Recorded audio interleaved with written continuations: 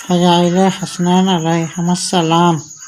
اسلام کی دنیا میں دو ایسی نورانی ہستیاں ہیں جن کو رسول خدا صلی اللہ علیہ وسلم نے اپنا پھول، اپنی آنکھوں کی ٹھنڈک اور جنت کے سردار کہا۔ وہ ہیں امام حسن علیہ السلام اور امام حسین علیہ السلام۔ ان دونوں شہزادوں کو امت میں حسنین کریمین کہا جاتا ہے۔ ان کے فضائل قرآن، حدیث اور اہل البیت کی روایتوں میں بڑی شان کے ساتھ بیان ہوئے ہیں۔ آئیے ان کے فضائل وسطار سے دیکھتے ہیں۔ نمبر 1، حسین کی ولادت اور رسول صلی اللہ علیہ وسلم کی محبت۔ حضرت امام حسن علیہ السلام کی ولادت 15 رمضان 3 ہجری میں ہوئی اور امام حسین علیہ السلام کی ولادت 3 شعبان 4 ہجری میں۔ جب ان کی پیدائش ہوئی تو رسول اکرم صلی اللہ علیہ وسلم نے خود ان کے کان میں اذان و اقامت پڑھی۔ ان کے نام خدا اللہ کے حکم سے رکھے، دونوں کو اپنی گود میں کھلایا۔ رسول اللہ صلی اللہ علیہ وسلم فرماتے تھے، حسن اور حسین میری آنکھوں کی روشنی ہیں، یہ دونوں میرے دنیا سے جانے کے بعد میرے امت کے لیے رحمت ہیں۔ نمبر 2، حسنین کا رشتہ جنت سے۔ کئی حدیثوں میں آیا ہے کہ حسنین جنت کے نوجوانوں کے سردار ہیں۔ رسول صلی اللہ علیہ وسلم نے فرمایا، الحسن والحسین سیدا شبابی اہل الجنہ۔ حسن اور حسین جنت کے نوجوانوں کے سردار ہیں۔ یہ فضیلت انہیں پوری امت سے الگ اور اعلیٰ مقام پر ثابت کرتی ہے۔ نمبر 3، رسول صلی اللہ علیہ وسلم کی دعائیں۔ حسنین کے لیے رسول صلی اللہ علیہ وسلم نے ہمیشہ دعا کی۔ جب وہ بھی مسجد میں آتے، رسول صلی اللہ علیہ وسلم انہیں گلے لگاتے اور فرماتے، یا اللہ، میں ان سے محبت کرتا ہوں، تو بھی ان سے محبت کر۔ جو انہیں چاہتا ہے وہ مجھے چاہتا ہے، جو انہیں دکھ دے وہ مجھے دکھ دیتا ہے۔ نمبر 4، حسنین کی پرورش۔ حسنین نے اپنا بچپن رسول صلی اللہ علیہ وسلم، مولا علی علیہ السلام اور جناب فاطمہ سلام اللہ علیہا کے گھر میں گزارا۔ ان کا ہر لمحہ عبادت، تعلیم اور اخلاق کا آئینہ تھا۔ رسول صلی اللہ علیہ وسلم اکثر انہیں کندھے پر بٹھا کر کھلاتے اور کہتے، تم دونوں اس امت کے لیے ہدایت کا نور ہو۔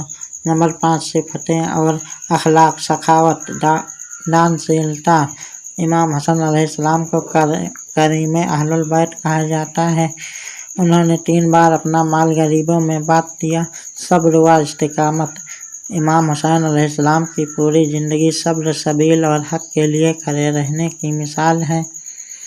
نمبر 3، علم و حکمت۔ دونوں امام اسلامی علم، فقہ اور قرآن کی تفسیر میں سب سے آگے تھے۔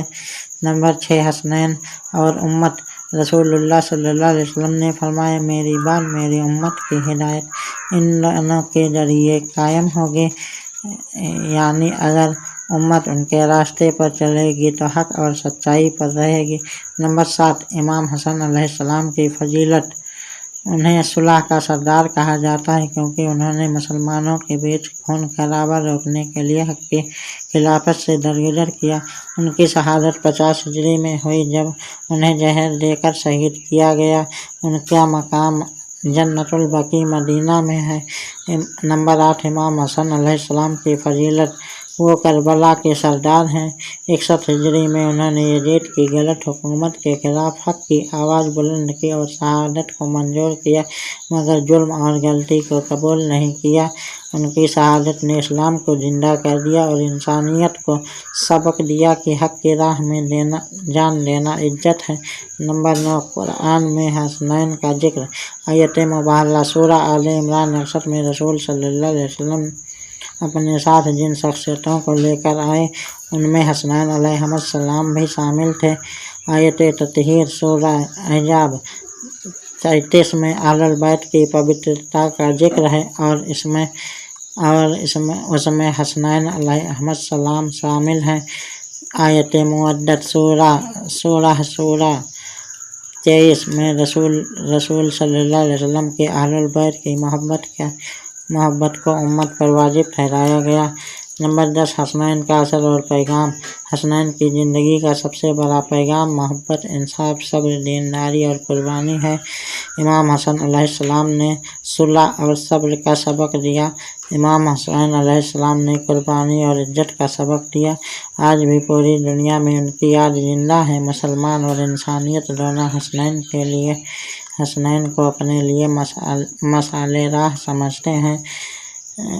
निष्कर्ष, फजाइल हसनैन का बयान दरअसल इंसानियत की रहनुमाई है। ये दोनों शहजादे इस्लाम की इज्जत, रसूल सल्लल्लाहु अलैहि वसल्लम के नूर और अहलुल बैत की शान है।